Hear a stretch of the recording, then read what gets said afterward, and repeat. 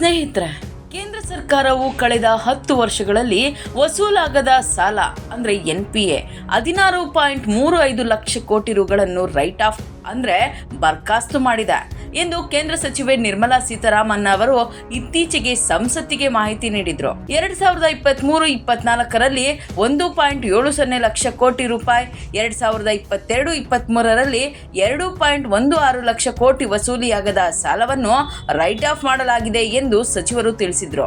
ಹಾಗೆಯೇ RBI ಮಾರ್ಗಸೂಚಿ ಹಾಗೂ ಆಡಳಿತ ಮಂಡಳಿ ಒಪ್ಪಿದ ನೀತಿಗೆ ಅನುಗುಣವಾಗಿ ಬ್ಯಾಂಕ್ಗಳು ತಾವು ನೀಡಿದ ಸಾಲವು ವಸೂಲಾಗದ ಸಾಲ ಎಂದು ವರ್ಗೀಕರಿಸಿದ 4 ವರ್ಷಗಳ ನಂತರ ಆ ಸಾಲವನ್ನು ರೈಟ್ ಆಫ್ ಮಾಡುತ್ತವೆ ಎಂದಿದ್ರು.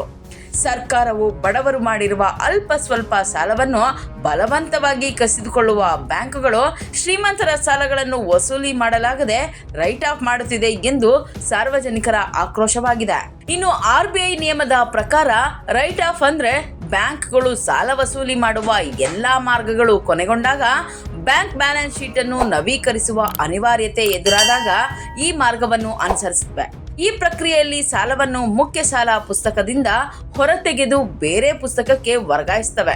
ಅನುತ್ಪಾದಕ ಆಸ್ತಿಯ ಹೊರೆ ಬ್ಯಾಲೆನ್ಸ್ ಶೀಟ್ ನಲ್ಲಿ ಕಡಿಮೆ ಆಗುತ್ತೆ, ಆದ್ರೆ ಸಾಲಗಾರ ಸಾಲ ಮುಕ್ತನಾಗೋದಿಲ್ಲ. ಬ್ಯಾಂಕ್ಗಳ ಪುಸ್ತಕದಲ್ಲಿ ಮತ್ತು ದಾಖಲೆಗಳಲ್ಲಿ ಅವನು ಸಾಲಗಾರನಾಗಿಯೇ ಮುಂದುವರಿಯುತ್ತಾನೆ. ಸಾಲ ಮರುಪಾವತಿ ಮಾಡುವ ಸಾಲಗಾರನ ಬಾಧ್ಯತೆ ಹಾಗೇ ಇರುತ್ತದೆ. ಅದೇ ರೀತಿ ಜಾಮೀನುದಾರನ ಬದ್ಧತೆಯೂ ಇದರಲ್ಲಿ ಸೇರುತ್ತೆ. ಸಾಲಗಾರನು ನೀಡಿದ ಸೆಕ್ಯೂರಿಟಿಗಳನ್ನು ಕೈಬಿಡುವಂತಿಲ್ಲ ಅಥವಾ ಹಿಂತಿರುಗಿಸುವಂತಿಲ್ಲ. ಸಾಲ ವಸೂಲಾತಿಯ ಎಲ್ಲಾ ಪ್ರಕ್ರಿಯೆಗಳು ನಿಲ್ಲದೆ ಎಂದಿನಂತೆ ಮುಂದುವರಿಯುತ್ತವೆ. ಸಾಲ ವಸೂಲಾತಿಯ ಬಗೆಗಿನ ಕಾನೂನಾತ್ಮಕ ಕ್ರಮಗಳಿಗೆ ಯಾವುದೇ ತೊಂದರೆ ಇರೋದಿಲ್ಲ. ಸಾಮಾನ್ಯವಾಗಿ ಬ್ಯಾಂಕುಗಳು ತಮ್ಮ ಬ್ಯಾಲೆನ್ಸ್ ಶೀಟ್ ಅನ್ನು ಸದೃಢವಾಗಿ ತೋರಿಸಲು ಮತ್ತು ಸರ್ಕಾರಕ್ಕೆ ನೀಡುವ ತೆರಿಗೆ ಹೊರೆಯನ್ನು ತಗ್ಗಿಸಿಕೊಳ್ಳಲು ರೈಟ್ ಆಫ್ ಮಾಡಲು ಮುಂದಾಗುತ್ತವೆ. ಹಾಗೆಯೇ ಅನುತ್ಪಾದಕ ಆಸ್ತಿಗಳ ಅವಧಿ ಹೆಚ್ಚಾದಂತೆ ಅದಕ್ಕೆ ಬ್ಯಾಂಕಿನ ಒಟ್ಟಾರೆ ಲಾಭದಿಂದ ವರ್ಗಾಯಿಸುವ ಆದ್ಯತೆ ಕೂಡ ಹೆಚ್ಚಾಗುತ್ತೆ. ಬ್ಯಾಂಕುಗಳಲ್ಲಿ ಅನುತ್ಪಾದಕ ಆಸ್ತಿ ಹೆಚ್ಚಾದಂತೆ ಸಾಲ ನೀಡಿದ ಬ್ಯಾಂಕ್ RBIನ ದಂಡನೆಗೆ ಒಳಗಾಗುವ ಸಾಧ್ಯತೆ ಇರುತ್ತೆ.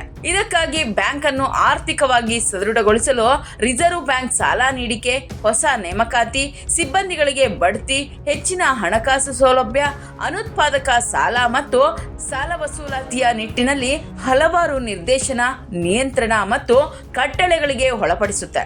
ಅದೇ ರೀತಿ ಬ್ಯಾಂಕ್ಗಳು ರೈಟ್ ಆಫ್ಗೆ ಕೂಡ ಮುಂದಾಗ್ತವೆ. ಸಾಲಗಳನ್ನು ರೈಟ್ ಆಫ್ ಮಾಡಿದ ನಂತರವೂ ಸಾಲ ವಸೂಲು ಮಾಡಬಹುದು.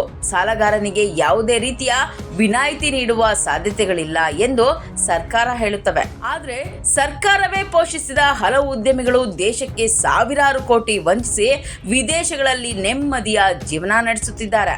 ಕಳೆದ 10 ವರ್ಷಗಳಿಂದ ಇವರಲ್ಲಿ ಒಬ್ಬರನ್ನಾದರೂ ಕರೆತಂದು ಶಿಕ್ಷೆಯ ಜೊತೆಗೆ ದೇಶದ ಹಣವನ್ನು ವಸೂಲಿ ಮಾಡುವ ಕೆಲಸವನ್ನು ಮಾಡಲಾಗಿಲ್ಲ. ದೇಶದ ಜನರನ್ನು ಕೇವಲ ಬಾಯಿ ಮಾತಿನಲ್ಲಿಯೇ ಸುಮ್ಮನಿರಿಸಲಾಗುತ್ತಿದ್ದು ಸಾಲದ ಪ್ರಮಾಣ ಮಾತ್ರ ವರ್ಷದಿಂದ ವರ್ಷಕ್ಕೆ ಏರಿಕೆಯಾಗುತ್ತಲೇ ಇದೆ. ಬ್ಯಾಂಕ್ಗಳಿಗೆ ಬಂದ ನಷ್ಟವು ಗ್ರಾಹಕರಿಗೆ ಆಗುವ ನಷ್ಟವೇ ಆಗಿದೆ. ಹೀಗೆ ವಸೂಲಾಗದ ಸಾಲಗಳನ್ನು ರೈಟ್ ಆಫ್ ಮಾಡಿದರೂ ಅವುಗಳನ್ನು ಬ್ಯಾಂಕ್ಗಳು ವಸೂಲಿ ಮಾಡಬಹುದು. ಈ ರೀತಿ ವಸೂಲಿ ಮಾಡಲಾದ ರೈಟ್ ಆಫ್ ಸಾಲಗಳನ್ನು ಬ್ಯಾಂಕ್ನ ಆದಾಯಕ್ಕೆ ಸೇರಿಸಲಾಗುತ್ತದೆ. ಆ ಸಾಲ ವಸೂಲಿ ಆಗದಿದ್ರೆ ಅದು ಅಂತಿಮವಾಗಿ ನಷ್ಟ ಎಂದು ಸರ್ಕಾರ ನೇರವಾಗಿ ಹೇಳೋದಿಲ್ಲ, ಮುಂದೆ ವಸೂಲಿ ಮಾಡುತ್ತೇವೆ ಎಂದು ಹೇಳುತ್ತದೆ. ಆದ್ರೆ ಇಲ್ಲಿಯವರೆಗೂ ಗಣನೀಯ ಪ್ರಮಾಣದಲ್ಲಿ ಸಾಲ ವಸೂಲಾದ ನಿದರ್ಶನವಿಲ್ಲ. ದೇಶ ಹಾಗೂ ವಿದೇಶದಲ್ಲಿರುವವರ ಸಾಲ. ಹೌದು ಸ್ನೇಹಿತರೆ, RBI ನೀಡಿರುವ ಮಾಹಿತಿ ಪ್ರಕಾರ 2024ರ ಡಿಸೆಂಬರ್ 31ರವರೆಗೆ ವಾಣಿಜ್ಯ ಬ್ಯಾಂಕ್ಗಳಲ್ಲಿ ತಲಾ 1,000 ಕೋಟಿ ರುಗಿಂತ ಹೆಚ್ಚು ಸಾಲ ಪಡೆದು ಅದನ್ನು ಸರಿಯಾಗಿ ಮರಳಿಸಿದ 29 ಕಂಪನಿಗಳು ದೇಶದಲ್ಲಿವೆ. ಈ ಕಂಪನಿಗಳ ಸಾಲ ಖಾತೆಯನ್ನು ವಸೂಲಾಗದ ಸಾಲ ಎಂದು ವರ್ಗೀಕರಿಸಲಾಗಿದೆ. ಇಂತಹ ಕಂಪನಿಗಳಿಂದ 61,027 ಕೋಟಿ ರು ಸಾಲ ಮರುಪಾವತಿ ಆಗಬೇಕಿದೆ. ನಾವು ಸಾಲ ಮನ್ನಾ ಮಾಡಿಲ್ಲ, ಬದಲಿಗೆ ವಸೂಲಾಗದ ಸಾಲವನ್ನು ರೈಟ್ ಆಫ್ ಮಾಡಲಾಗಿದೆ, ಅವನ್ನು ವಸೂಲಿ ಮಾಡಲಾಗುತ್ತದೆ. ಈ ಕ್ರಮದಿಂದ ಬ್ಯಾಂಕ್ಗಳ ವಸೂಲಾಗದ ಸಾಲದ ಪ್ರಮಾಣ ಇಳಿಕೆಯಾಗುತ್ತಿದೆ ಎಂದು ಸರ್ಕಾರ ಹೇಳ್ತಿದೆ. ಆದ್ರೆ ರೈಟ್ ಆಫ್ ಮಾಡಲಾದ ಸಾಲಗಳು ನಿರೀಕ್ಷಿತ ಮಟ್ಟದಲ್ಲಿ ವಸೂಲಿ ಆಗ್ತಿಲ್ಲ. ವಸೂಲಾಗದ ಸಾಲದಲ್ಲಿ 16.35 ಲಕ್ಷ ಕೋಟಿ ಮೊತ್ತದಷ್ಟು ಸಾಲಗಳನ್ನು ತಮ್ಮ ಬ್ಯಾಲೆನ್ಸ್ ಶೀಟ್ ನಿಂದ ಹೊರಗಿಟ್ಟಿದೆ. 2014-15ಕ್ಕೆ ಹೋಲಿಸಿದ್ರೆ ಹೀಗೆ ರೈಟ್ ಆಫ್ ಮಾಡಲಾದ ಸಾಲದ ಮೊತ್ತ ಪ್ರತಿ ವರ್ಷ ಏರಿಕೆಯಾಗುತ್ತಲೇ ಇದೆ. 2014-15ನೇ ಸಾಲಿನಿಂದ 2022-23ನೇ ಸಾಲಿನ ಅಂತ್ಯದವರೆಗೆ ಸರ್ಕಾರಿ ಸ್ವಾಮ್ಯದ ವಾಣಿಜ್ಯ ಬ್ಯಾಂಕ್ಗಳು ಒಟ್ಟು 11,042 ಲಕ್ಷ ಕೋಟಿ ಮೊತ್ತದಷ್ಟು ಸಾಲಗಳನ್ನು ರೈಟ್ ಆಫ್ ಮಾಡಲಾಗಿದೆ. ಆದರೆ ಇದೇ ಅವಧಿಯಲ್ಲಿ ಈ ಬ್ಯಾಂಕ್ಗಳು ವಸೂಲಿ ಮಾಡಿದ ರೈಟ್ ಆಫ್ ಸಾಲಗಳ ಮೊತ್ತ 11.61 ಲಕ್ಷ ಕೋಟಿ ಮಾತ್ರ. ಅಂದ್ರೆ ಒಟ್ಟು ಸಾಲದಲ್ಲಿ ವಸೂಲಾಗಿದ್ದು 15% ಮಾತ್ರ.